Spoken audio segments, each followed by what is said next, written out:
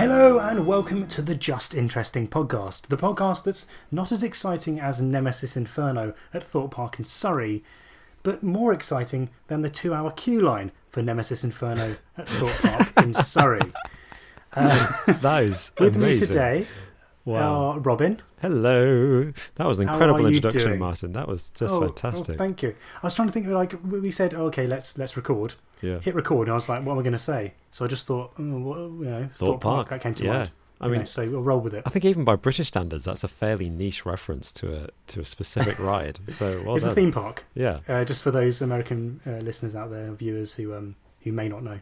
So there we go. How could they not know? It's the one and only Nemesis Inferno. Is this? Are Nemesis. Did I miss something? Are we now sponsored by Thorpe Park? Thorpe Park, yes, we Sponsored are. by Thorpe Park, and specifically the Nemesis Inferno ride. Fun fact: the original Nemesis is at Alton Towers, isn't it? Really? Yeah. There we go. Anyway, how are you, Robin? I'm doing fine, thank all you. right? Happy to be here. Yeah, it's Good. feels like ages since we had a podcast. So yeah, Last this week has been a long week, so it's nice to be back. Yeah. How are you both doing? I'm not bad. Yeah. I'd second that, Robin. It definitely feels like it's been too long. I mean, it hasn't. It's been basically the same amount of time. A few days longer, I think. But yeah, no, it's nice to hear your lovely voices. Oh, thank you. Good. And are you okay, Alex? You've had a good one? Good week? It's been all right? Yeah, I'm all right. I've been kicked out of our lounge, and I'm in the guest room. Why? What's happened? It's just the bedroom. Yes, the guest room. If you were the guest. Welcome to my studio flat. I mean- This is the guest bedroom, also my bedroom, and the kitchen and the bathroom. The ensuite's down the hall, so it's just the bathroom.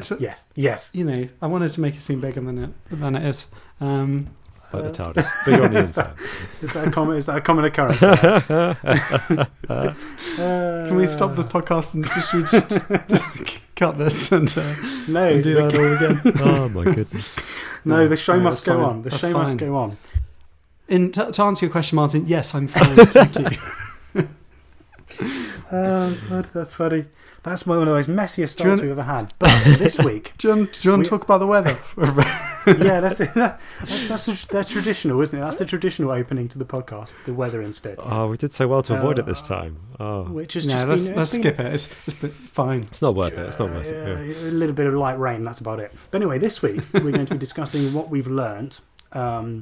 Which should be good because a brief conversation with you guys. It seems pretty interesting, quite varied this week. And then our main topic is going to be about disinformation during the UK election in particular, but disinformation in general. But specifically, we're going to look at the UK election and how the parties here have been using this particularly social media to misinform and to twist words and, quite frankly, just to lie in order to try and win the election. So we're going to discuss that too. And then we're going to finish off with a quiz. Yay. So, quiz, general knowledge. And the first 3 questions, I think you guys might enjoy. So, and the rest of it you'll hate. But anyway, the first 3 questions you might enjoy. That's interesting. So 7 questions on rugby union and Exactly. And then the first 3 are on Dick Turpin and the and Orson Welles. Yeah. nice. So what have you guys learned this week, Alex? Let's start with you because I feel like I sometimes, quite often, start with Robin. So Alex, what have you learned this week? I mean, it's much appreciated. Thank you. So I learned something interesting this week. Have either of you heard of a fella called Whipping Tom? No. Never heard of Whipping Tom? Afraid not. I Did can't. he make cream to go on top of hot chocolate? That's a good guess, Tom. but no, he did not. And he's not part of the BDSM community. Well, that's more along the right lines, but really? not quite. This is some say he's the precursor to old Jack the Ripper. Is Whipping Tom. No one says that actually. He's nothing like Jack the Ripper. Oh. But he's got a cool nickname like Jack the Ripper, Whipping Tom. But he was active around 1681 in the small courtyards between Fleet Street, the Strand, and Holborn in London. Oh. He would wait in the narrow and dimly lit alleys and courtyards, and then he would approach unaccompanied women. He would grab them, lift their dresses, and slap their buttocks repeatedly before fleeing. Oh, whipping Tom.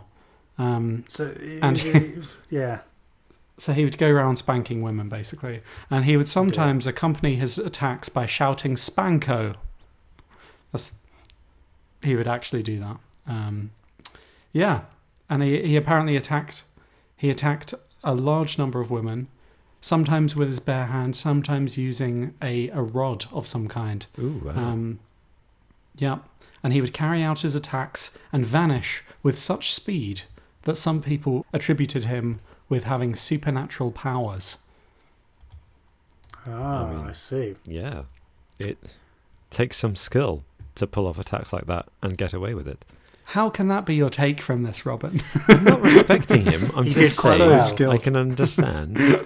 That's a very specific, I'm going to assume, fetish going on here. You'd imagine so, wouldn't you? Yeah. I don't know. Alex, you left me speechless, to be honest. That's an incredible story. And I feel sorry for all his victims. But also, what yes, what leads you to do that? What leads you to one day decide you're going to lie in wait, lift up a woman's skirt after she walks by, and just spank her bum, and then run away? There's a lot of unanswered questions, so let me try and fill in some blanks for you. Okay.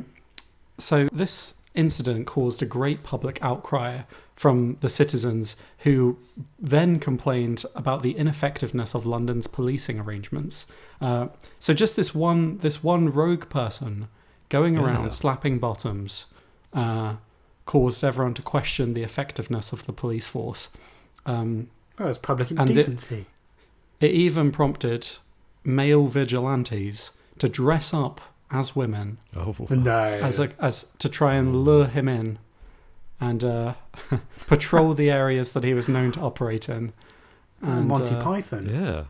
Interesting. I know, right? They didn't do that for Jack the Ripper. It's almost as if they were a lot braver when it came to just whipping. Yeah. Well, people in 1681 didn't mess around. Yeah. Now, eventually, a haberdasher from Holborn and an accomplice were captured in late 1681. There were two of them. They were tried for the attacks. Accomplice? What Sadly, Did maybe one of he them was hold the buttocks while the other one slapped. I think maybe one was a lookout or something. But Yeah. unfortunately, no records exist of their trial or their identities. What?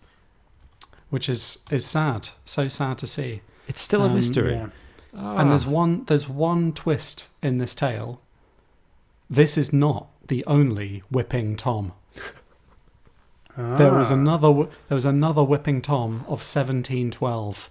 A copycat. Maybe he was the same one. Oh, same We've guy. got- yeah, we've got a copycat. 40 years later, yeah. And this was 30 near years. Hackney. Another person, also named Whipping Tom, would approach lone women and beat them with a great rod of birch. Ow. So it Oh. seems less like it doesn't specify whether it was whether you'd be spanking them on the bum. Seems a bit harsher. Yeah, Yeah, a little definitely, bit. doesn't it? Yeah. Well, you said that the other one used like an instrument or a metal pole A or rod, whatever. yeah. Same that doesn't same sound- modus operandi. Yeah. Yeah. Again, and like the fact that there were two of them is just... Why... What does the lookout get out? Why? Yeah, what's he doing? Just a perv, mate. Absolute perv. But like a really weird perv. I can get perversion...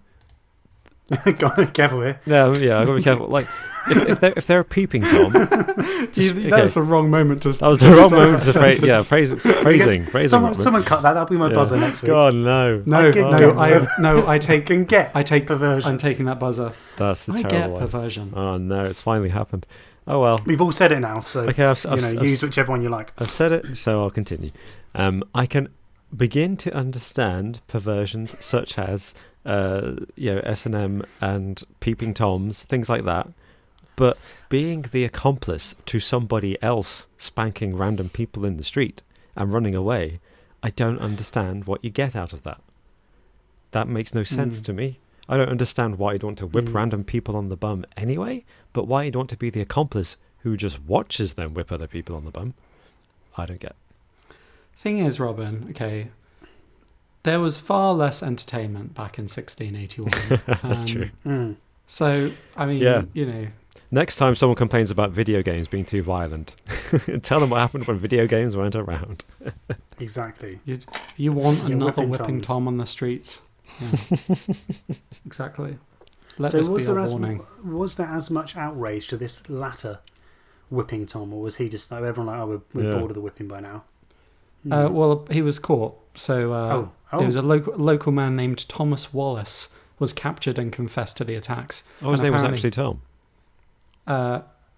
Yeah, well, I don't know if the first person was retroactively called Whipping Tom, maybe, Okay. or yeah, Mm.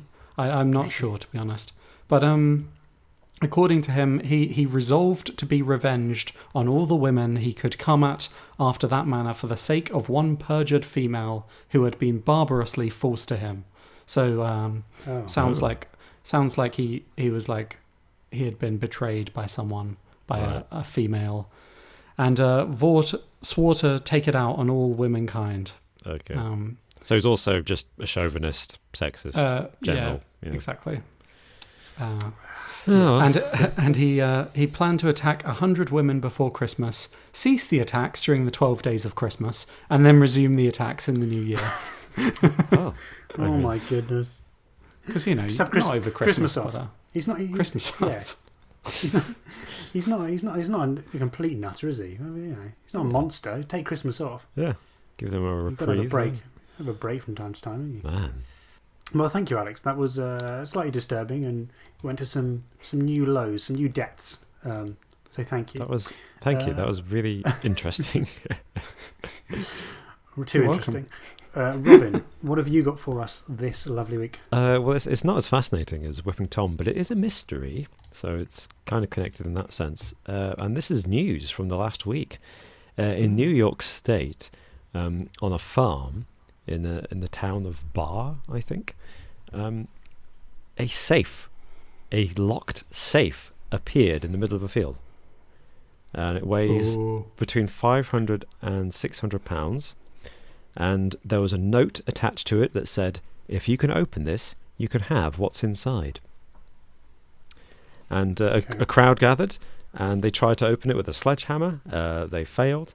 And now the police came and broke up the crowd, and the farmer has currently hidden the safe and isn't opening it, and says he'd prefer to leave it a mystery. Oh. Yeah. So what did he put in there? Ooh. I'm voting. I reckon it's Gwyneth The Paltrow's farmer head. did it. Yeah. At least it's not that perfume or whatever we discussed a few weeks back. All right. It's the latest goop. Yeah. Publicity stunts. Yeah. I don't know. I feel like it's not a good thing. I feel like anyone who leaves a random safe on a farm with a note saying, open it, go on, it's fine, is probably put anthrax in there or something. Yeah. Unless, who knows, maybe it's declassified or previously classified files from the government. Somebody's found the safe Perhaps. with the JFK files locked in, and it's like, aha, found it. And then they just left it on a farm. Who knows? So did this safe belong to the farmer? No, Or it's was it a just random woke person? up one morning, there's a safe there with a note saying, whatever's inside, you can open this safe, you can have it. Oh, he's definitely just waiting for people to forget about it, and then he's gonna Perhaps. Yeah. crack Well, it open, isn't he? it could even be a targeted attack on the farmer. He knows that he's the most likely person Yeah. to be there opening it. Could be. Yeah, actually, did the farmer find it, or did someone find it? Because I imagine maybe someone really wanted this to go, get a lot of attention. Like, because there have been several safes online that have been like mystery safes and that kind of thing. Like they've Oh, been really? quite Is that a popular. thing? I didn't know. Yeah, they've been quite popular on Reddit. Like people find safes and then post them, and then they kind of So it could be blow something up like in that. popularity. Yeah. But I think maybe if he left it in the middle of the field, I think the first person who found that is probably like a key suspect. Maybe. Do you know what I mean? Because Yeah. maybe they put it Yeah. there and they had to go and find it because no one else found it. Yeah.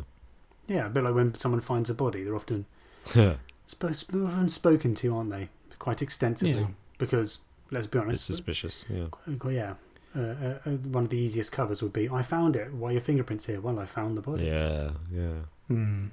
Well, in fairness to the farmer, he might not have anything sinister planned, because he said that he'd like to keep it a mystery, because in these times with the virus and the politics, it gives people a chance to set their problems or troubles aside and have a lot of fun talking about it. And apparently there's a local history museum that's planned to open in the near future, and the safe could eventually become part of that, is one possibility. So, yeah. But do you think it's just some kind of stunt? Or do you think it's the latest Cicada 3301? Is that what it is? 3301. 3301 is the 3301. right number, yeah. Yeah. Well, I haven't heard any musings from Cicada 3301. Would they start up again by leaving a safe in a field? I feel like they'd put something online first. Is it very cicada? Probably. Yeah, that's the thing. Yeah. Not particularly, I suppose. I like the idea of it being like a wild goose chase, maybe even offline, like a treasure hunt. But maybe on the inside of the safe is just coordinates to somewhere else, and it's like a long treasure trail. Yeah. That'd be cool. Actually, inside the safe is 50-year-old Indiana Jones. He's like, I got in here to survive an explosion in Nevada. How did I end up in New York? What would he be surviving off? What would he have in Indiana Jones? Pure manliness. Just testosterone keeping him alive all this I've been time. surviving off sweat. and my beard. I've been eating my beard. Yeah. Yeah. Well, I wonder whether the truth will come out about that. Maybe not. I bet it's one of those stories that will never be followed up on by the news, so I'll never know. Probably not. But anyone who lives in New York and knows about this story, please keep us updated. Yeah, absolutely. I'm interested. Absolutely. I reckon the farmer, if he didn't put it there himself, is going to have a go at opening it. At some point, the curiosity will get the better of him, and then they'll find him hack into it, disintegrated by the Egyptian booby trap inside the safe. Oh yes, you released the mummy's spirit, you fool. Exactly. Yeah, not a good idea. Yeah. We've learned that from many a film. Do not open the safe. Yep. And we've learned that from the Bible, haven't we? With a few weeks ago with the Ark of the Covenant. Oh, Do yes. not open that either. There, it's the Ark of the Covenant. There we go. New York Upstate. There you go. What did you learn this week, Martin? This week, I learned about the huge logistics of the elections taking place in India. Oh yeah. So they took place last year, but an article that I've found recently just shows how crazy it is for this thing to happen. So in India, we know that it's the land of well over 1 billion people. Yeah. And 900 million of these are eligible to vote. Wow. And also voter turnout is quite high at around 65%. So, a lot of people are voting in India. I mean, relative to other countries, that's fairly high. So basically they have it mandated in India that the maximum distance that you can be from a polling station is 2 kilometres. Okay? So if you're a civilian, you've got to have a polling station within 2 kilometres of you. Now in the UK, that seems quite reasonable, doesn't it? Like we go to our local polling station, it's usually down the end of the road, or at the very most a short walk away. We're a pretty geographically small country as well. Exactly. Whereas India has some pretty remote areas, and this causes these issues. Yeah. So in effect, what it means is that they have to get some of these big electronic voting booths to within 2 kilometres of every single person in the country. So the government employs 11 million civil servants to carry out this role. Wow. Getting these electronic voting counters to everyone in the country. These machines, yeah. Because they don't believe that if they just employed people outside of the government, that it would be like legitimate. They would have issues over fraud and over people kind of rigging, which I don't necessarily know that you can have 11 million people and know that they're all independent. Yeah. But hey, I'm sure there is some fraud going on there, but that's the reason they do it. So yes, they hire all of these civil servants to carry out this role. Yeah. And they have to travel all across the country and deliver 2.3 million of these electronic voting machines to some of the remotest parts of India, which is crazy. It's mental. And they have to get there via boat and sometimes via elephant, and they have to go over mountains, and it's just an absolute shit show basically to get everyone to vote. And there are some amazing pictures which I'll include here of people carrying these electronic voting machines up over steep hills. Oh, really? So yeah, it's just an absolutely crazy situation going on in India when it comes to voting time. So yeah, that's what I wanted to just to bring in. That's because incredible. I thought that was just mad. That is amazing. Because I mean, the population of England is 55 million, isn't it? I think of the UK, it's about that, approaching isn't it? 70 million. So 11 million people. I mean, as a percentage, I guess that's a drop in the ocean of India because they've got over 1 billion now. Yeah, it was like 1.3 or something. Something like that, yeah. But still, 11 million people riding elephants and crossing rivers and going up into the mountains. That's incredible. Yeah. That is insane. amazing, yeah. Absolutely Yeah. insane. But well done them for taking on the task of trying to Yeah, deliver exactly. democracy. It does make you wonder, is like in the future, will there be an easier way to vote? Can you just vote online, vote on your phone or something? I know like not everyone will have a phone, but India has some like really abject poverty, doesn't it? There must be Yeah. That's the places issue, that doesn't yeah. have or that don't have access to the internet. The infrastructure is just not there. Yeah. And I guess it probably goes hand in hand that the places that are the remotest are also the places that are the poorest and don't have that infrastructure, so they need people to go out there. But yeah, absolutely insane task in India every time there's an election. I wonder if they can make. No, sorry. This is a pointless question because it's so debatable in any country. But I was just thinking about those people who are so cut off. Can they make any kind of really informed political decision when it comes to making a vote, placing a vote? But that's not the point. The point is that they should have the right to vote and the access to voting, and that's important. And there's nothing to say that a poor person in a remote village in a mountain in India is any less informed politically than an incel in the heart of London in the UK. Yes. Yeah. maybe they should maybe at the polling place they should just lay out the candidates and their like key policies just like on each voting slip or something. Yeah. Just like he's going to do this, and this, and he's going to do this, and this. So if they don't even know who's who, Yeah. they can at least base it on something. I mean, should we all do that, right? I think that's Get not a rid bad of this idea. personality Having politics. like the key policies listed on the actual voting form. That might. I bet there's probably some law against that to prevent. I imagine so. Yeah. I imagine you've got to know. There's no way of. There might not be any way of doing it without some inherent bias or people making some outlandish promises on the voting card that they could never ever do. Trying to boil down your policies into 10 words that will fit underneath your name on a voting sheet is probably pretty impossible. Yeah, very true. But yeah, it's mad. I imagine that a lot of these places are incredibly partisan. They vote on like cultural and religious lines. If you're in a really remote area, I imagine. That sounds likely. Be interesting to know. And that's just I'm hazarding a guess there. I don't know for sure. Okay, let's have a look at some of this week's best comments on the channel.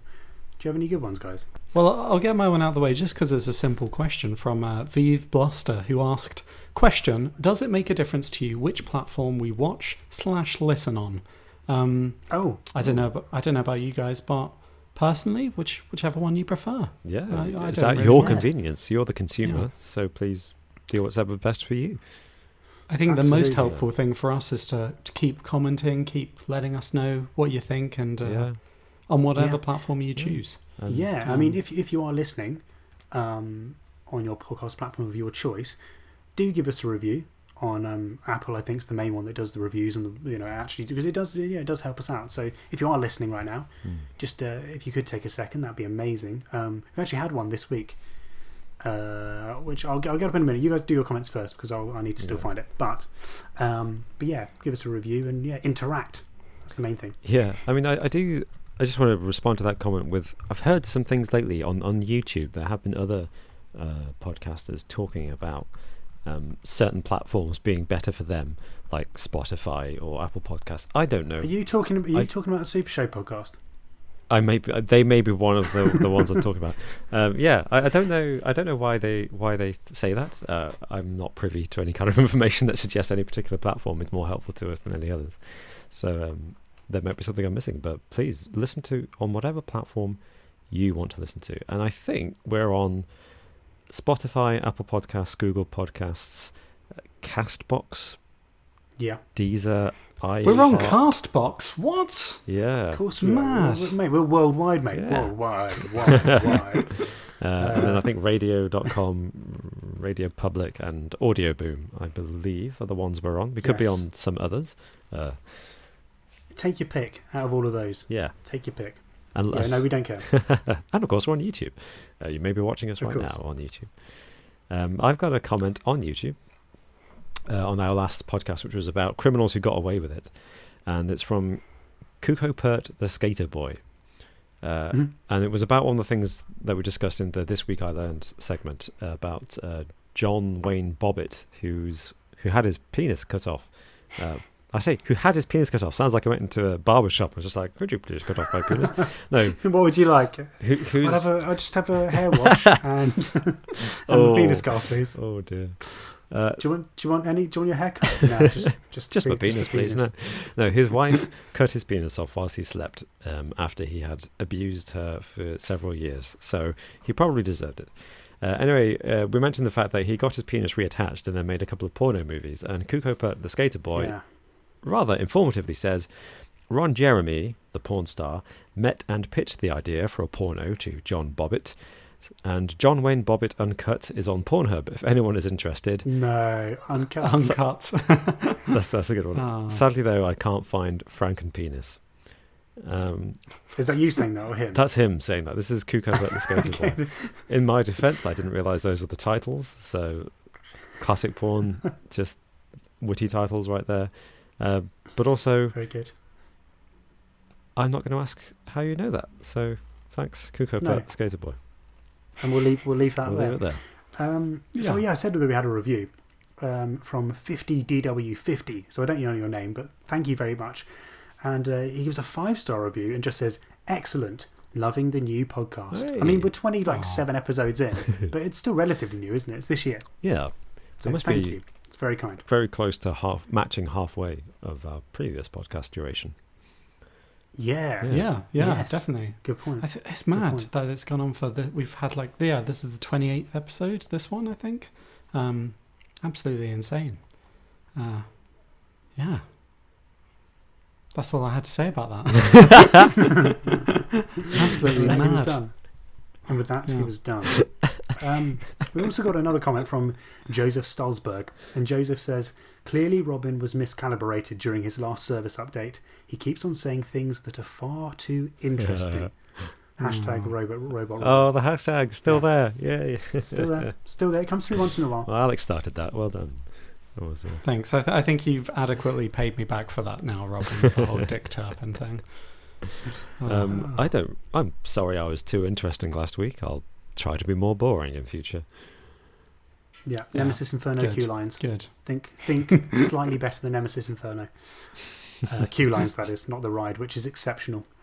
So I think this is probably about the right time to say that we've recorded a video for Patreon this week, haven't we? We have indeed. We have. And it's not just about a Chinese restaurant. No, it's not. It's the ever-growing and never-ending, it seems, saga of Kim Jong-un being dead once again. He's dead. He's gone again. Fourth time this year, is that? I lost count. Fifth time this year? Many times. Yeah, he's dead again. So that's available for patrons for our bronze tier. We've changed the tiers, so now the bronze, silver, gold. Gamification. This is 101. So if you do want to go over there for bronze tier and up, you can get access to that, where we discuss Kim Jong-un and him being dead, or maybe not being dead, or perhaps being in a comatose state, or perhaps a shift of power. So or all of the above. Let's not rule anything out here. Exactly. He's dead and in a coma. What? Doesn't make Is sense. that even possible? Doesn't need to make sense. Whatever sells So- newspapers. Whatever sells newspapers. Yeah, exactly. Yeah. So with that said and done, shall we move on to the main topic of the week? Mm. And this week's topic is disinformation winning elections? So I thought we'd bring this one up because a recent article came out in The Independent, the UK paper The Independent, saying that the Conservative Party in particular, not all parties in the UK, but the Conservative Party in particular, used disinformation with a new level of impunity during the 2019 election. I think the first thing to bring up is the difference between disinformation and misinformation. So misinformation is basically when you say something that isn't true, basically by accident, whereas disinformation, put it simply, is basically lying on purpose, providing people with the wrong information. So this particular article follows the study of researchers from King's College London who warn that the campaign that the Conservatives undertook during the election risked undermining public trust during the coronavirus pandemic. The reason being that if it comes, well, as it's come out that a lot of disinformation was published, in terms of the response to the pandemic, people are less likely to trust what the government is saying now, and that of course causes major issues when it comes to public health.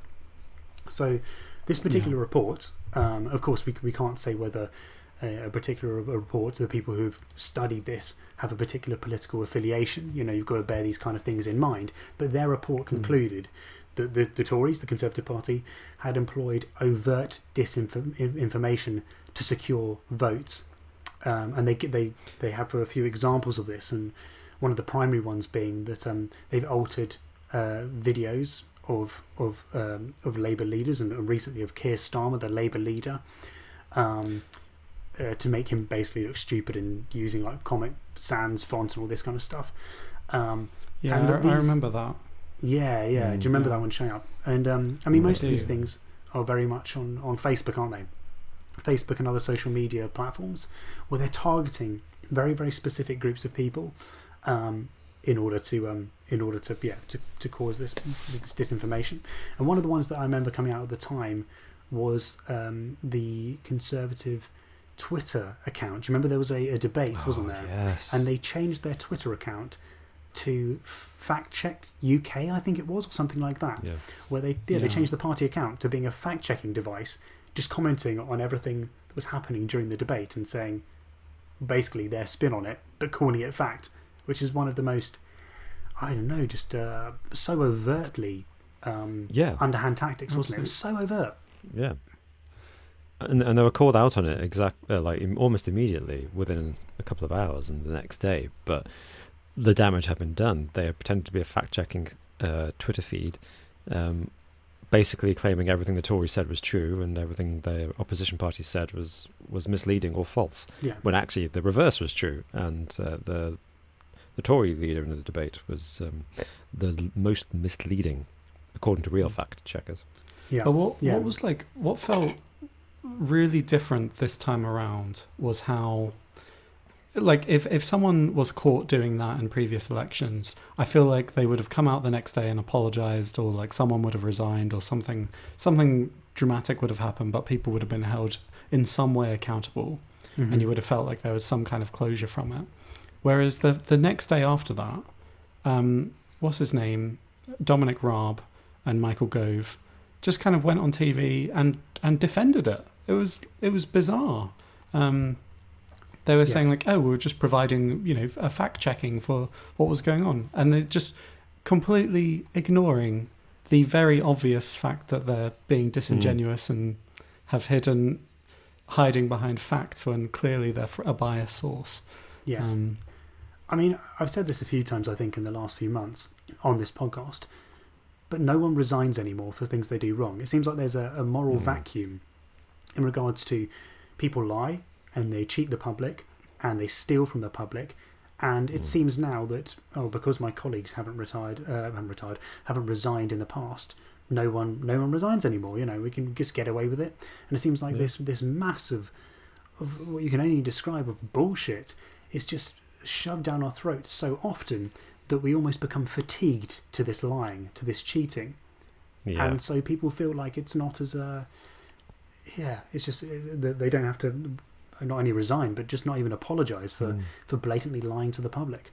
I think that's sorry, Martin, I didn't mean to interrupt. No, carry on. So that seems to be like the major conclusion of this new report that's just come out, which is saying that this kind of disinformation,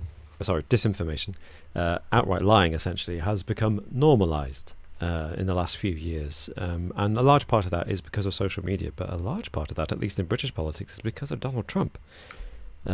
Because of his success in 2016, using disinformation to win votes. And clearly, it's very clear that the Tory party, at least in this country, if not our other parties as well, have looked at that success and thought, hey, well, if that worked, why not try it over here? A blueprint, right? Yeah. And I think it's important to say, I imagine there's some people probably thinking like, oh, you're only telling one side of the story, that everyone does it, all politicians are the same. But I think there was an independent survey done during the election. So this was a BBC headline during the election campaign, where it said ads are indecent, dishonest, and truthful was the headline. And then so this was based on a non-partisan body of advertising professionals had gone through and analysed all the social media adverts that each political party was putting out, and they found that the Conservative Party, 88% of the party's most widely promoted ads featured claims that had been flagged by independent fact-checking organisations as not correct or not entirely correct. That's ridiculous. Labour, on the other hand, at first they couldn't find any misleading claims, but then after further analysis, they found that 7% of their adverts contained inaccurate or misleading claims. So before people say like, oh, it's the same, for both of them, there's a difference between 90% and like 5 to 10%. That is disgusting. Yeah, that's absolutely disgusting. It's not the same on both sides. It's clearly one side does it more than the other. I guess the follow-up question to that is actually how much impact does this have on politics? Could this be the thing that actually sways an election? And I think that you can't say for sure, can you? You really can't, because what someone's seen on a Facebook ad is very difficult to quantify, whether it changed their mind or what adverts they were served. It's very difficult to do unless you're going on a very molecular level on each individual person and their voting habits. So that's probably why it's such an effective tactic, because you can't necessarily trace it back to actually having an impact on the election or on people's voting patterns. Yeah, you're right. And they keep saying that. All the experts keep saying that whenever it's mentioned that there's lots of disinformation being used by political campaigns, even the experts are saying, we don't know if it's actually had an effect. And a big part of that is because I think the research just hasn't been done yet.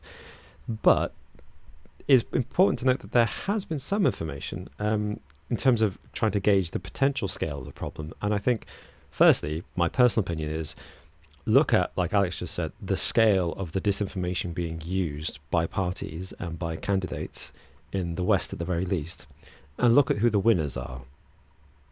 In the 2019 election in the UK, we had a landslide majority victory for the Tory party. In the US, it wasn't a landslide. Obviously, Trump lost the popular vote, but he very decisively won the Electoral College and won the presidency. And there was some research carried out, going back to what you're saying, that most of this disinformation is being carried out on social media.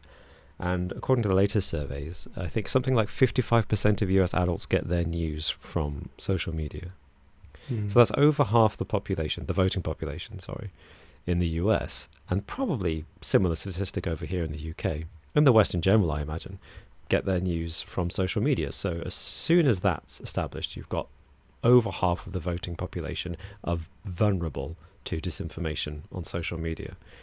And then there was a study carried out in the wake of the 2016 election in America, where they surveyed voters and they confronted them with 6 demonstrably false headlines that have been used.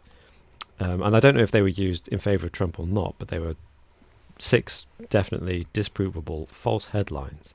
And they asked voters first if they were familiar with the headlines, and secondly whether they thought they were true or not.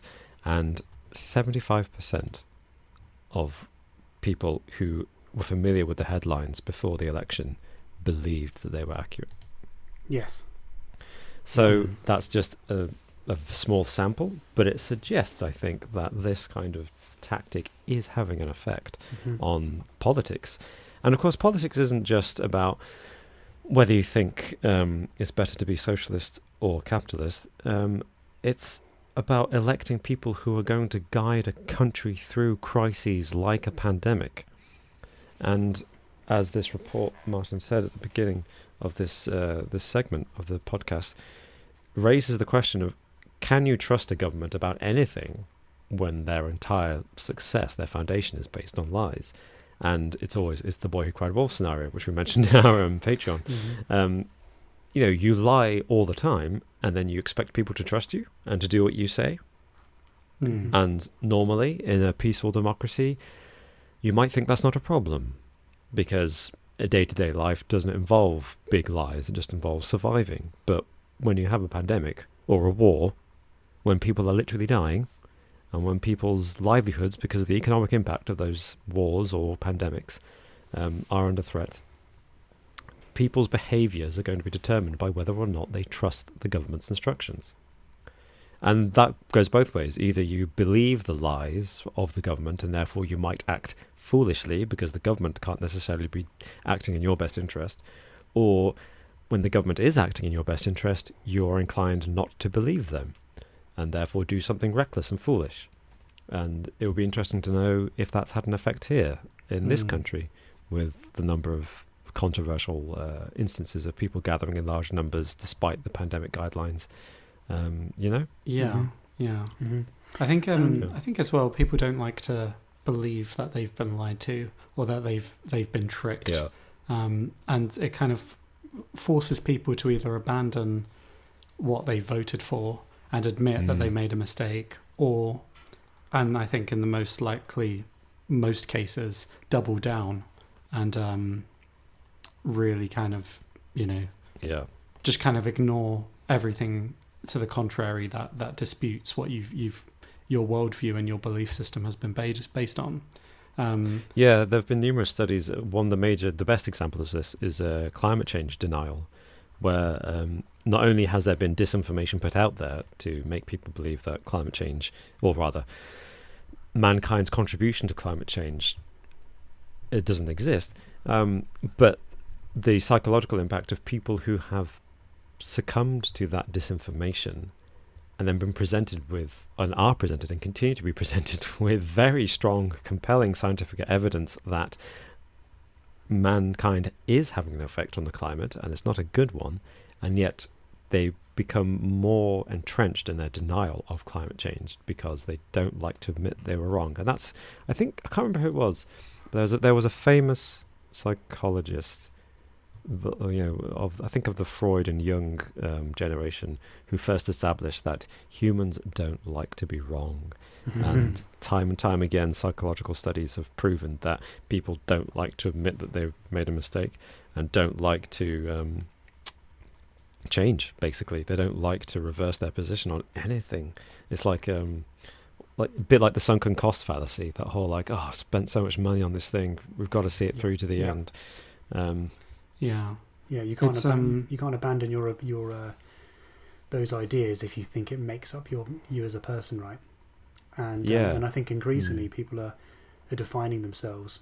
You see it with a lot of people that are hardened, especially in America, not just Trump, but supporting particular political candidates. Whereas they don't say I'm a Republican, they say I'm pro-Trump, I'm a Trump supporter. They're aligning themselves with a person and a particular entity, as opposed to just an idea. And so then it's really difficult to abandon that, because you feel like you've been personally aggrieved if it turns out to be false. That's a really good point. I mean, Trump's been proven to have said at least 20,000, is it? It's over 20,000, isn't it? Lies or misleading statements. Really? Wow. Just since he became president. He tweets a lot. That's just, that boy tweets a lot.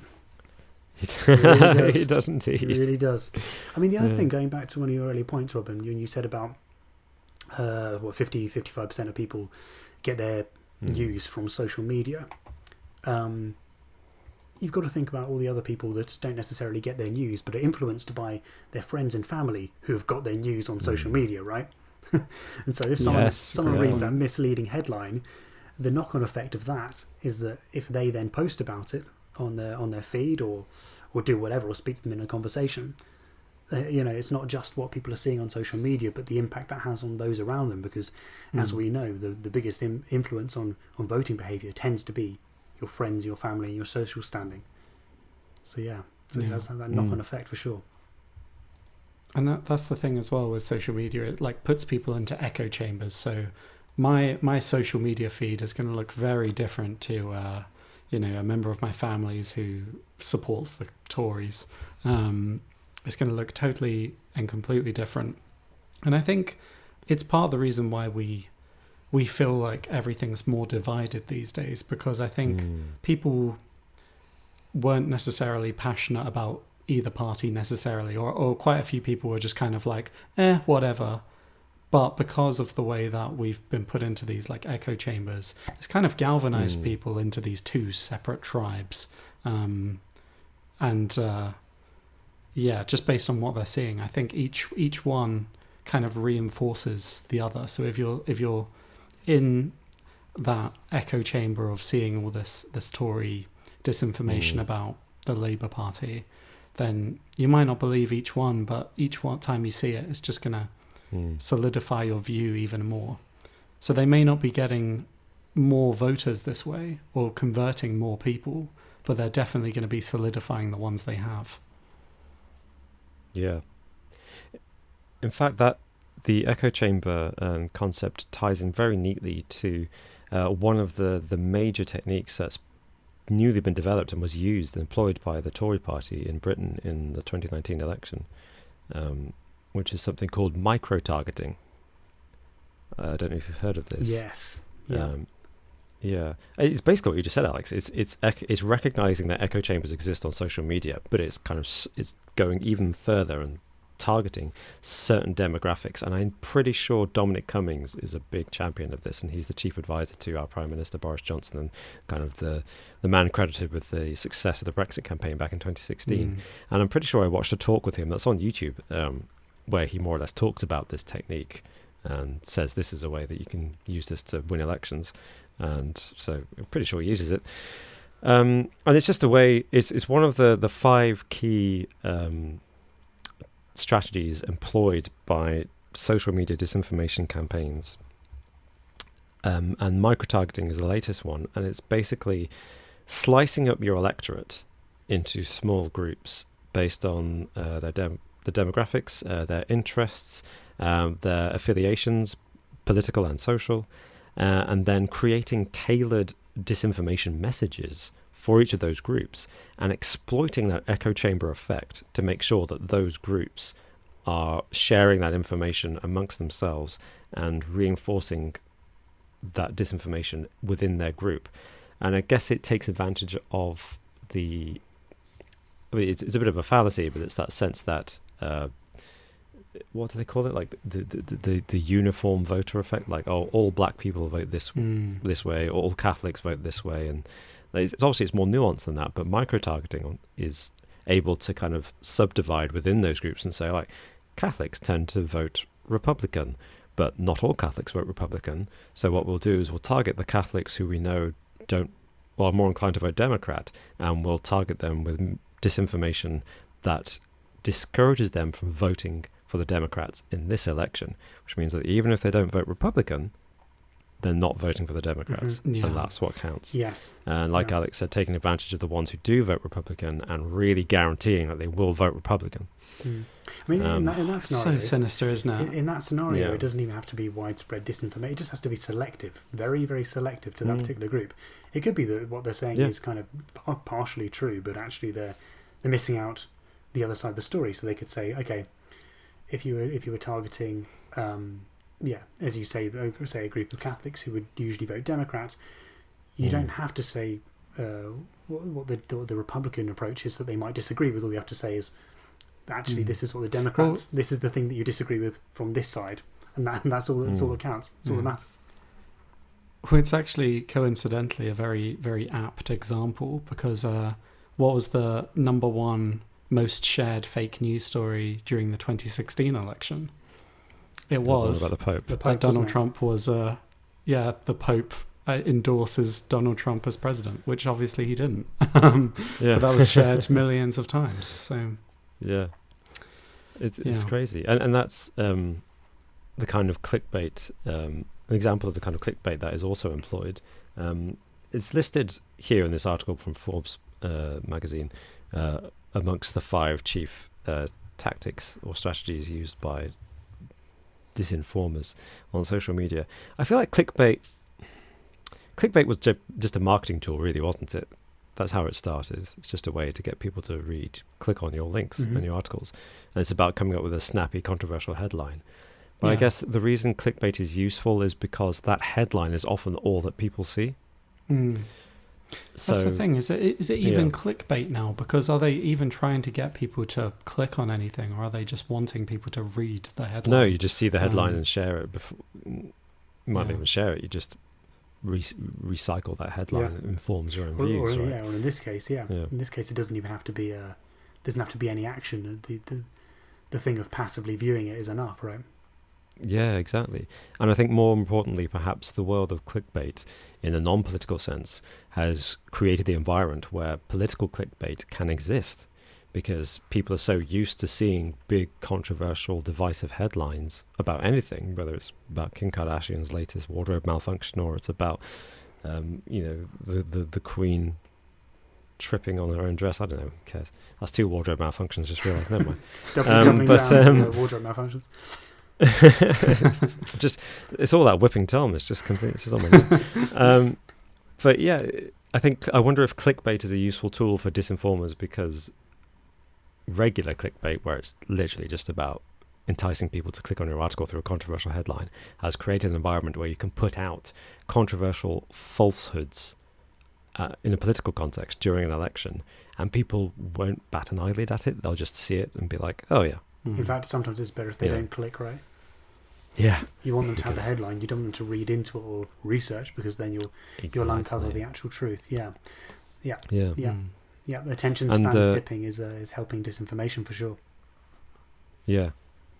And I mean, that all ties into another technique that's used, which is gaslighting, which is a phrase that's, I think, become particularly common in recent times. I think a lot of people on social media are familiar with the term gaslighting, which is psychological manipulation. It's probably the most significant one, I think, because it's employed outside the social media sphere as well. And in fact, I think Donald Trump uses this a lot, which is basically trying to change the terms of the discussion, the debate. It's about convincing people that something is real that simply isn't. It's as simple as that. It's a really primitive tactic, but it's very clever, and it's about just distorting people's sense of reality, and again, exploiting echo chambers and exploiting social media in the way that people don't really read articles. They see the headlines, and just as well as using false data, and again, like climate change is a good example of gaslighting, or even Holocaust denial is another example, where if you get enough so-called experts who are either paid or who are themselves just liars, spreading the wrong truth, you get to redefine what truth is. And gaslighting in particular, I think, and this is where Donald Trump is particularly good at gaslighting, is about constantly questioning what is true and what is demonstrably true, isn't it? Yes. That's it. Yeah, nail on the head there. Yeah, it's it seems to be a more prevalent tactic, doesn't it? Yeah, people. Yeah, misremembering as well. There's a lot of in terms of historically something that happened, and just redefining the boundaries of what actually happened. And it takes its name from a play called Gaslight, which was written in the early 20th century, I think. So it's nothing new. And in a way, politics has always used gaslighting, hasn't it? It's always been he said, she said. My opponent says this, but actually it's this. So that's just... I think that's probably why it's so insidious, why disinformation campaigns on social media can be so successful. It's because people have low expectations when it comes to political campaigns, don't they? I was gonna say the core phrase that's so often used by, especially in the UK, whenever they go on a talk show to redefine the parameters of a discussion, is saying, "Let us be clear," and then saying something obscured, or exactly. It's just, they these precursors, and then say whatever they want to say after to make you think that what they're responding to is actually a clear and precise answer when actually it's waffle and bullshit. Yeah. And look at what Trump has been saying about Biden the last couple of weeks. He's a communist owned and operated by Bernie Sanders and the radical left extremists. It's like, what are you on about? He's the most vanilla candidate. he's like the most center ground, boring milquetoast. Like the last thing anyone could say about Biden is he's extremist. Yes, of course. I mean, that's a great example left. that is a great example of gaslighting, because actually Trump has this wonderful habit of projecting onto his opponents. He nearly always accuses other people of doing exactly what he actually does. So in this case, there's more compelling evidence to say that Trump is the communist, in terms of Russia, owned candidate. Trump is the one who's susceptible to foreign influence. Trump is the one who's working for private interests against the interests of the public. And Trump is very good at projecting criticisms laid against him towards other people, and it's shockingly successful, I think. I think Boris Johnson over here, our Prime Minister, does the same thing. It's about owning the criticisms of you and throwing them back in the face of your opponents. And the regular discourse of debates don't allow for... There is no technique yet for responding to someone saying, "I know you are, but what am I?" Yeah, whataboutism. Yeah. There's tons of whataboutism. Yeah, they go, something's levelled at them, and they go, "Forget about that. What about them? What about them?" And it's a tactic that's been used for decades and decades, but it just seems to have gone that extra level, especially with social media and the fact that everyone's in their own bubble, and the fact that people, as we said earlier, people don't seem to care about lying at all. So, is there any way that we can beat this and stop it from happening again, or can we stop it from interfering in the 2020 election? I'm not saying that we can stop it personally. Yes, how can we personally stop this? Yeah. But is there anything that en masse people can do to avoid disinformation or call it out when we see it? I mean, we've talked about this before on the podcast, both on our Patreon exclusive podcast and I think on the main podcast, where at the moment social media firms are making efforts to remove fake news. I don't know if that's effective. I don't know if that's the way to go. But that's something. I mean, there are different stages, aren't they, of doing it, both in terms of logistically, it's a difficult thing to do, but also in terms of how willing they are. As we've seen with Facebook specifically, there was a lot of resistance to removing anything from the platform, because of course it's a pricey thing to do when you have billions of people on the platform. So that's one thing. But yeah, I mean, I guess as individuals, we have to be more vigilant to false information. We have to stop sharing stuff that's literally just the headline, and fact check. That's it. The time and the resources. It's pretty dire, isn't it? Yeah, I mean, we're in a bit of a state right now, and it seems like if the opposition party's doing it, to some extent, you're going to have to do the same just in order to keep up, right? And there's this almost a race to the bottom in terms of disinformation at the moment. I mean, that's interesting. Like it seems like at the moment it's like one party's taking the low road, the other one's taking the high road. But when the people taking the low road always consistently win, do you need to change your tactic and get down in the mud with them? You'd hope not, because you'd think that, over time, as we mentioned at the beginning of the pod, or the beginning of this particular section, that it does have consequences, right? You'd hope that during the pandemic, if people start to realise actually they've been lied to, the knock-on consequences to that are significant. So you think that hopefully if people wake up and understand what's going on, that they'll have some kind of semblance going forward of what's happening, and that basically they're being lied to. But until that happens, we really are in a tough spot. We really are. I think ultimately it's about answering the question, who watches the watchmen? And you mentioned already that this whole conversation was pretty much sparked by academic research and an advertising monitoring agency looking at elections and saying, they spread all this false information, here's a statistic to prove it. And that's good, that's a start. But the problem with those agencies is that even if they're independent, they're producing this information well after the fact and after the damage has been done. Yep. So what we need is something more powerful. We need the politicians, sadly, to pass laws that make it illegal for them to do this, essentially. And that's sadly not, I don't think that's something that's going to happen anytime soon. So in the meantime, we as voters need to pay close attention to not only fact-checking any headline or article that we read, but paying particular attention in social media terms to where we're seeing this information coming from. Because there are two more techniques that I didn't mention, which form the kind of the 5 pillars of disinformation campaigns on social media, and they are the sock puppet and astroturf techniques. And they are kind of what you'd expect, which is, we've all heard of Russian bots and Russian spies pretending to be Western people commenting and spreading articles and memes that contain disinformation. That's essentially what sock puppeting is. It's false accounts, people perhaps controlling multiple accounts, people perhaps being fake accounts pointing out other fake accounts. This kind of incepted level of fake accounts going on. Information warfare. Yeah, and astroturfing is a kind of extension of that, where what you have is you have big firms such as Cambridge Analytica, which became famous because of its involvement in abuse of Facebook data, I think in America and over here.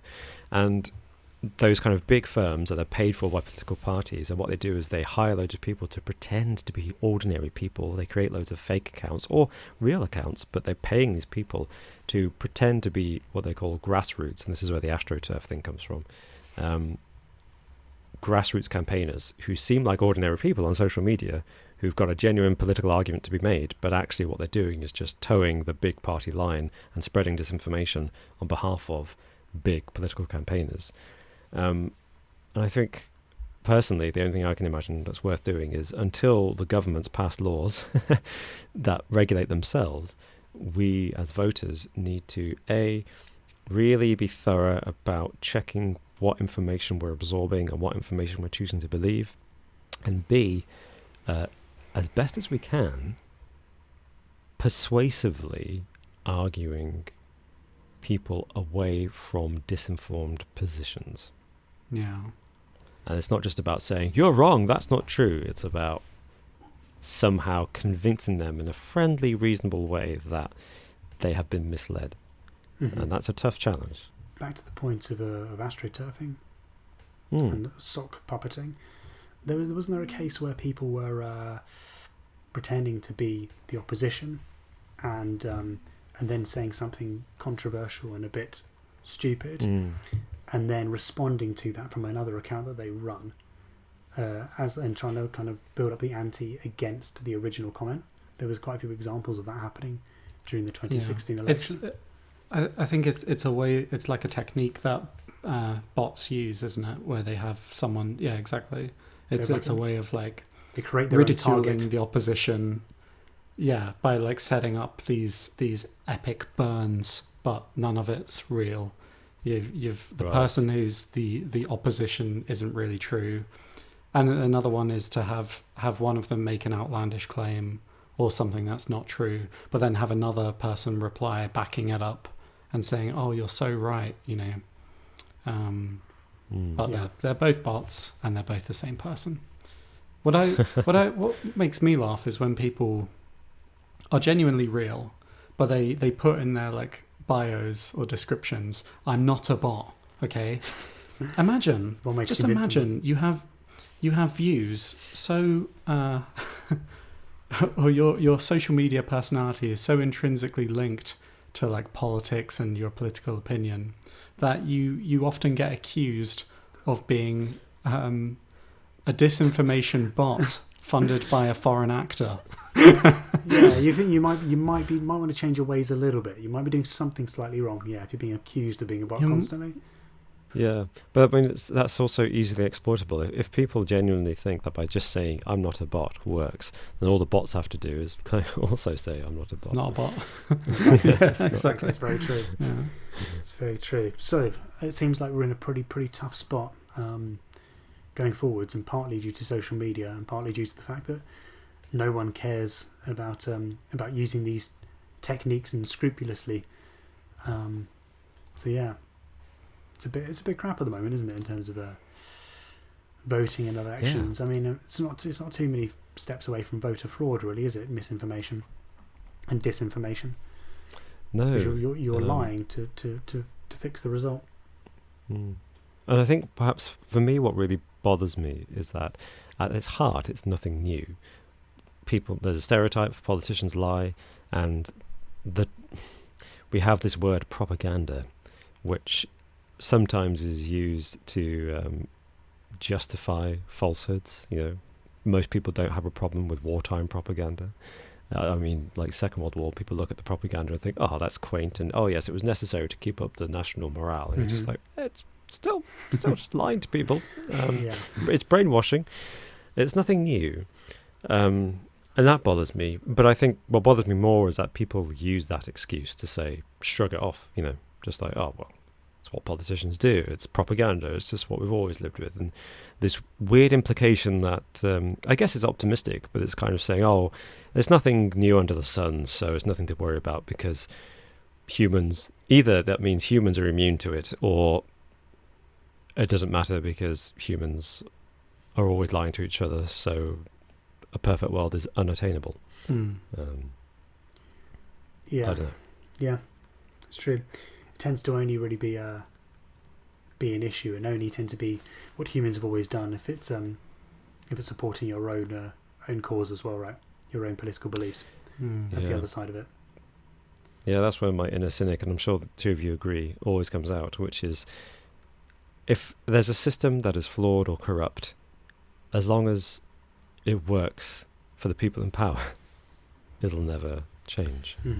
Yeah, absolutely. I think even when the opposition win, they're not going to change the system or put them in power. Yeah. That's why proportional representation's never ever going to be a thing in the UK. No. With that depressing and quite frankly horrible topic coming to an end, are you guys up for a bit more of a jolly quiz? Yeah. Oh, please make it jolly. Yeah. Cool. Definitely up for that now. Please do.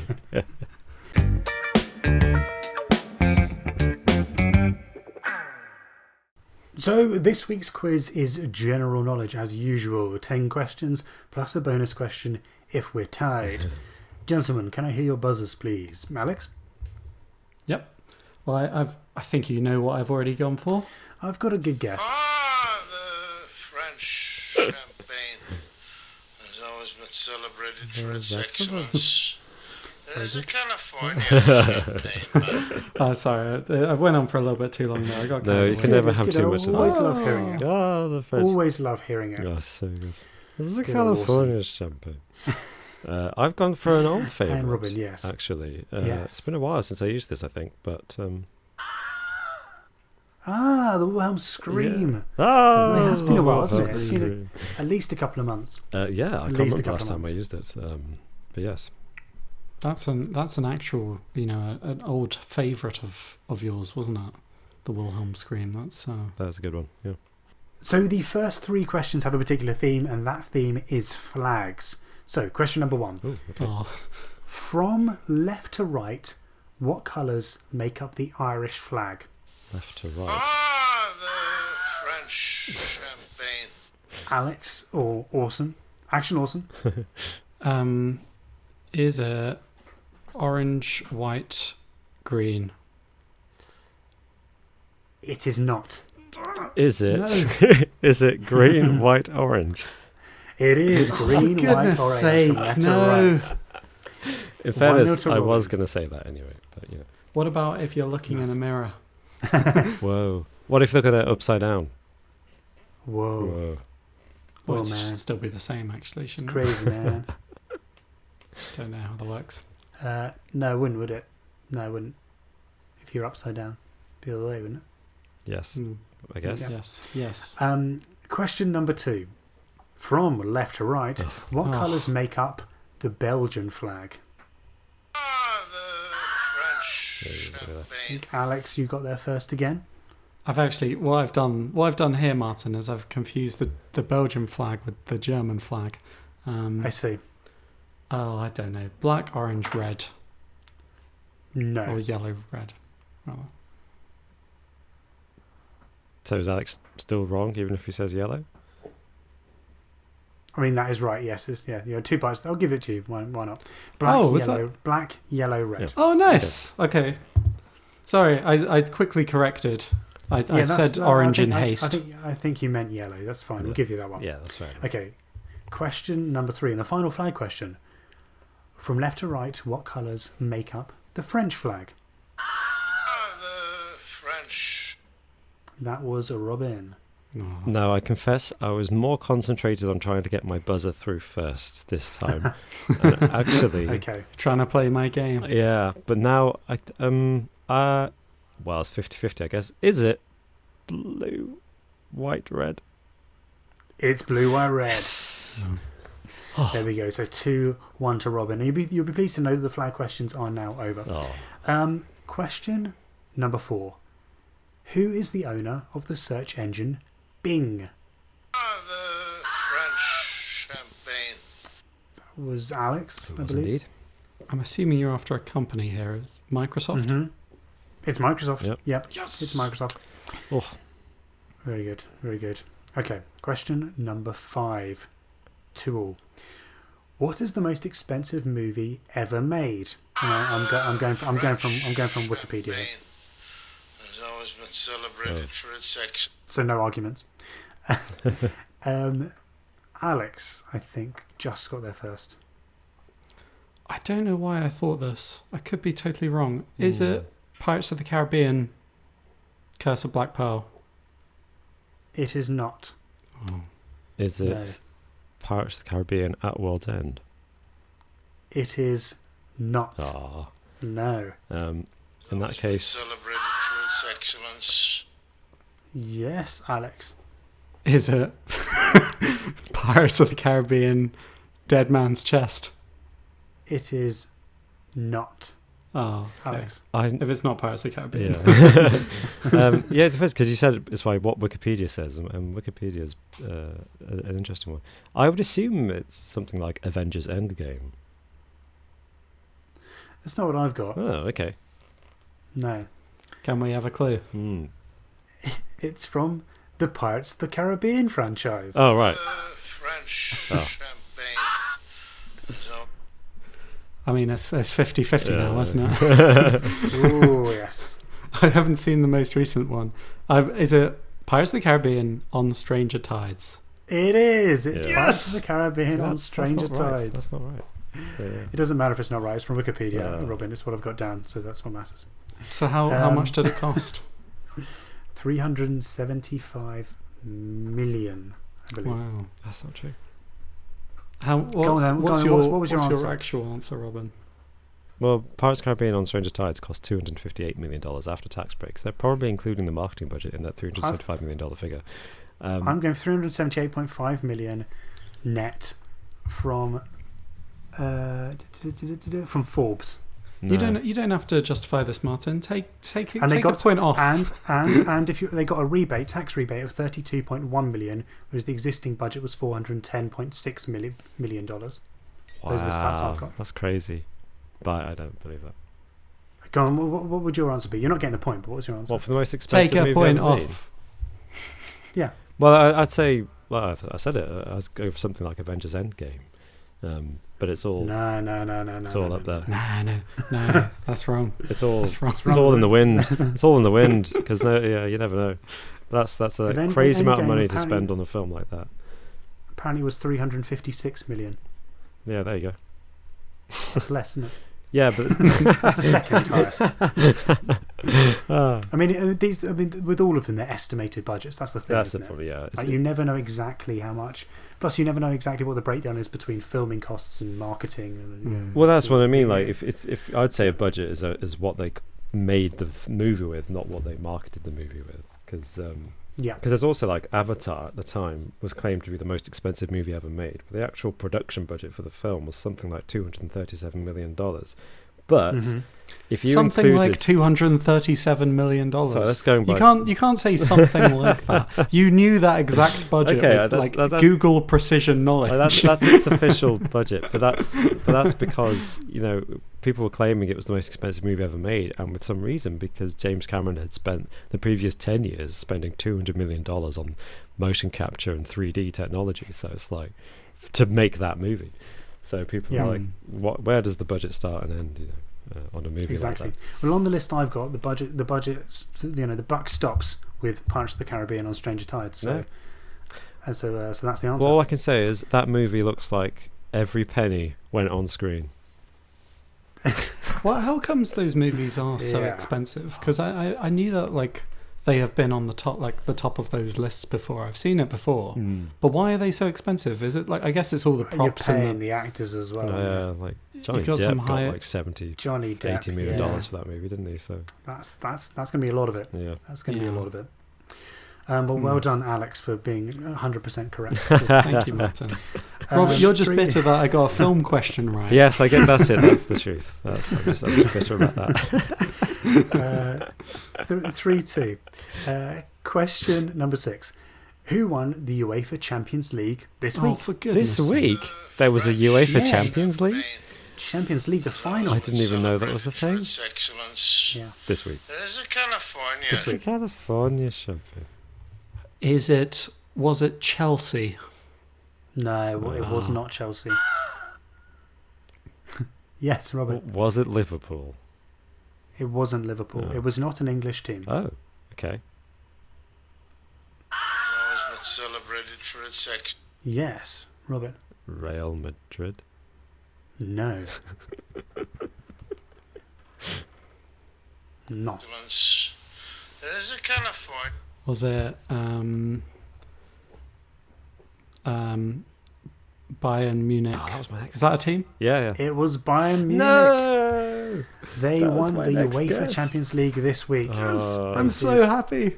Oh. Well done. Well done. Very good. Very good. Very good. The German champions. I got a film question and a football question right. What's going It's your on? night, Alex. Madness. It's your Madness. night. Yeah, they beat Paris Saint-Germain, the French team, Ah, in the final. well. 4-2. Question number 7. Oh, I thought you were saying the football score then. No, it was 1-0, I think. It was 1-0. Oh. 7. Who wrote the song Bridge Over Troubled Water? Yes. Was it Paul Robin. Simon and Art Garfunkel? It was. Yeah. It was. Oh, yeah. I mean, technically, it was just Paul Simon. I think he actually wrote the song. Oh, really? Oh, okay. But Garfunkel, of course, famously sang it, didn't he? Yeah. And then, of course, they had a massive falling out, and I think Yeah. Paul Simon held it against him. Oh, But really? he'd basically given him the opportunity to sing that solo.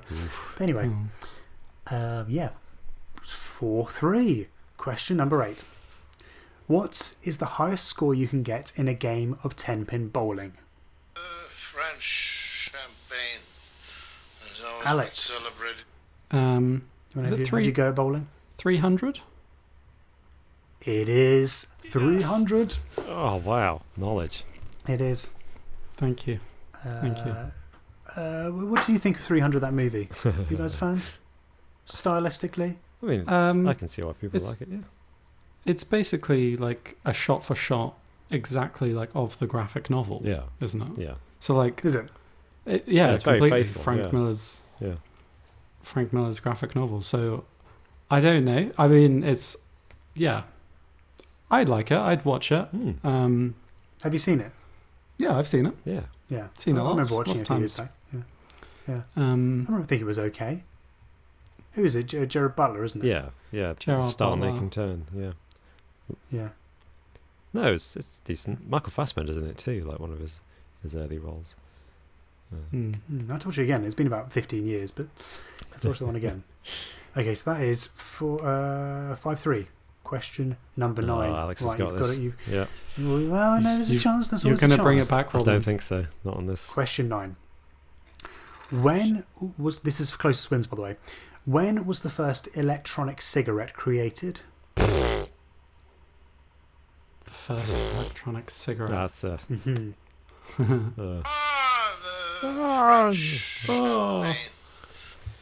I'm going to guess 1950. Ooh, darn. Okay. Good guess. I'm Thank going to you. go with 1960. The answer is 1963. Oh, wow. Wow. Oh, Okay. okay, fair enough. By Yeah. a man called Herbert A. Gilbert. He invented Herbert Gilbert. a yes, Herbert Gilbert. He invented a non-tobacco cigarette where a nicotine solution was heated to produce steam. Oh, There we that's go. quite clever. Yeah, Yeah.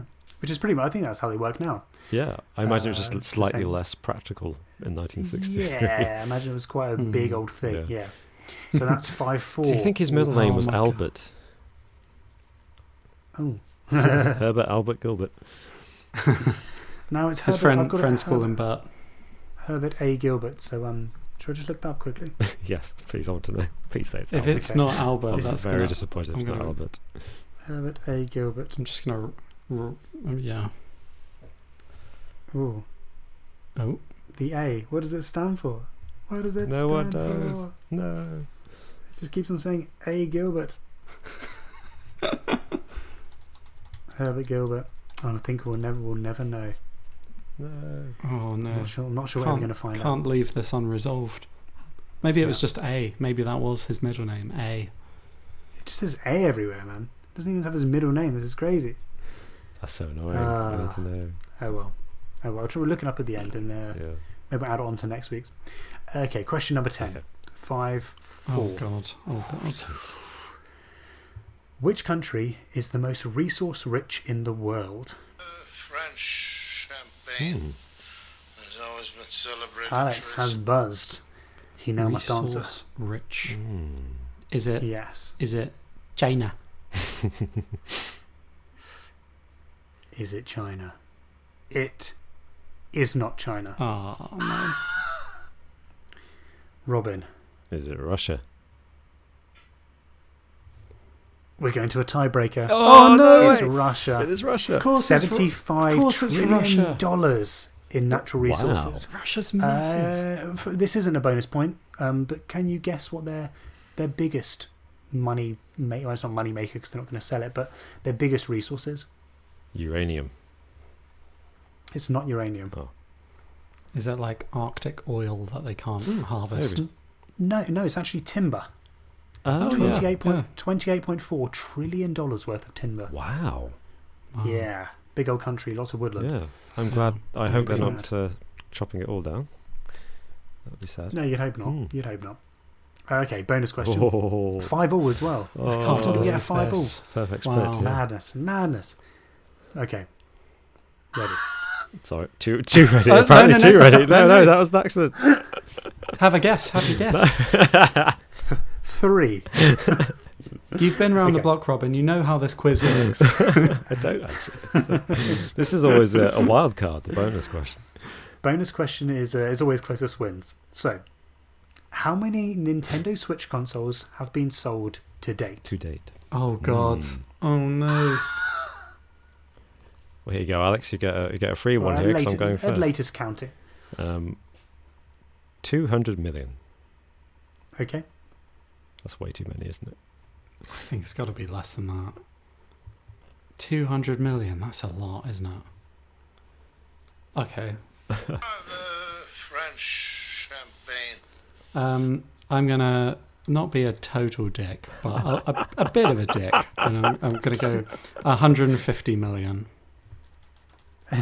Alex, you're this week's winner. No. 62 million. Oh, okay. Nice. 200 million. Okay, I kind of got carried away. That's more than the PS2, I think, isn't it? Probably. Yeah. I know. There's Yeah, like PS- 7 billion PS2's people in 100. the world. Surely there's enough. Yeah, I guess so. Yeah, they are popular though, aren't Yeah. they? And it's only been out for a couple of years. Yeah, yeah. Well, 3 years, isn't Yeah. it? Three and a half years. And I know it's so been out. many people who have like a PS4 or an Xbox and a Switch. So I feel like that's. I know. Yeah, Yeah. I think what's it called? Animal Crossing definitely boosted their sales, yeah, didn't it? At the gosh. beginning, Oh, at the beginning yeah. of Yeah, lockdown, yeah. everyone I mean, was mad for it. I mean, I got one during lockdown for that exact, Yeah. Animal You're one Crossing of and a those- Switch. I'm one of those people. You're Yeah. 62 million people. Yeah. Yeah. How is it? How do you find it compared? Not Animal Crossing, but the Switch compared to your PlayStation or PC or whatever. I mean, honestly, like, I've never been like a Nintendo fanboy, so all the games on it, like, they're not really the kind of games I'd normally go in for. So, like, I'm more of like Naughty Dog, Uncharted, all that kind of thing. Mhm. So, and the thing is, like, with other like consoles and on PC, which I'm used to, you get like amazing deals. So like games can go on offer for like 90% off, and you can get some really good games that are a couple of years old for like pennies. Yeah. Whereas on the Switch, they just never go down in price. So yeah, they games retain that- their value well. So like games that are like 5 years old are still 40, 50 quid. So it's just so expensive to actually have one. Yeah, Yeah. they've got a tight grip I think- over I think- pricing, haven't they? Yeah, Yeah. Nintendo have always been really good at that. I mean, I think my Nintendo games, GameCube games, are worth more than when I first bought them. Yeah, Really? I mean Wow. that Yeah. it's kind of annoying actually. Like there are games on there that have been ported over to Switch, like Skyrim, which came out in 2011, and it's still on the Switch for like 40 quid. It's like I genuinely, it's a bit if mad. I've Yeah, bought it that's like so many ridiculous, times already, I'd probably rebuy it if it was like a $5 or a $10. Yeah. Yeah, especially a really old game. Anyway, thank you very much. Well done, Alex. Yeah, for great your- quiz, your Martin. wonderful victory. Really I think good that's quiz, definitely a Martin. measure of success if every question was successfully answered. That's a good quiz. Sign Well, of a good I quiz. mean, it could suggest that it's too easy, but No. Hmm. I think with the first few, there was an opportunity to get it wrong and then get it right with the flags. Yeah, that was good. Yeah. Yeah, good questions. But My quick I think last it's- minute correction with I mean, the one- the Belgian flag definitely Yeah. saved me.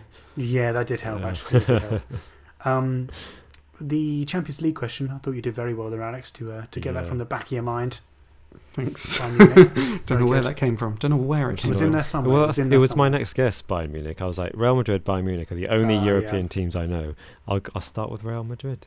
Just annoyed at I was myself. thinking, yeah. Yeah. Was Bayern Yeah. Munich a real team or one that I've just Made been up. buying some words together? Yeah. Yeah. Is it something from like the Mitchell Webb look when they're going through football teams? Yeah. Oh, Yeah. well. But yeah, good quiz. Well done. That makes Alex the victor again, which puts him definitely Yes. top of the league Oh, he's table. doing well. Am I in the He's- lead at the moment? Yeah, I am, you aren't I? must be. You are doing very well. Well, are you I'm like back 3 on out top. of 5 now, maybe? Yeah, man. Yeah. At I think least. At least. I think it might be 3 out of 4, you know. Yeah. Oh, He's doing very well. oh, 75%. That's an A. That's amazing. That's an A. That is an A. Yeah. Or you know, in current standards, that's about a C.